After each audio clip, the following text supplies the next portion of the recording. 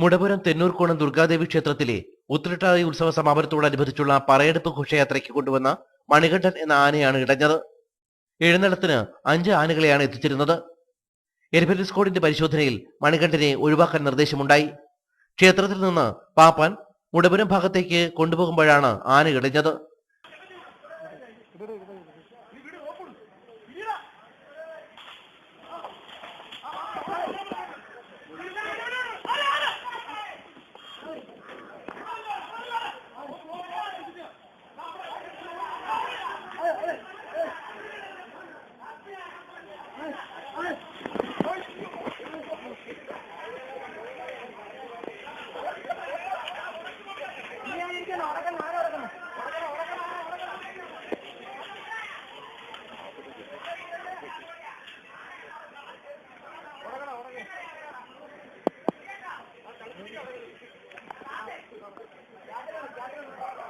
വഴിവക്കിലെ മരങ്ങൾ പുഴുതെറിഞ്ഞ ശേഷം ആന തൊട്ടടുത്ത വീട്ടുവളപ്പിൽ കടന്ന് വൃക്ഷങ്ങൾ കുത്തിമറിച്ചു.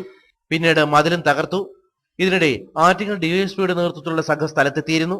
കലിതുള്ളി നിന്ന് മണികണ്ഠനെ തളയ്ക്കാൻ പാപ്പാൻ നടത്തിയ ശ്രമം ഭാഗികമായി വിജയിച്ചത് ആശ്വാസമായി.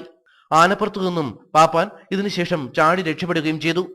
5 മണിയോടെ ഡോക്ടർ അലോഷ്യസിന്റെ നേതൃത്വത്തിലുള്ള എലിഫന്റ് സ്ക്വാഡ് എത്തി ആനയെ മയക്ക് വെടിവെച്ചു. തെന്നൂർക്കോണം അമ്പലത്തിലുള്ള ഉത്സവത്തിൽ കൊണ്ടുവന്ന 5 ആനകളിൽ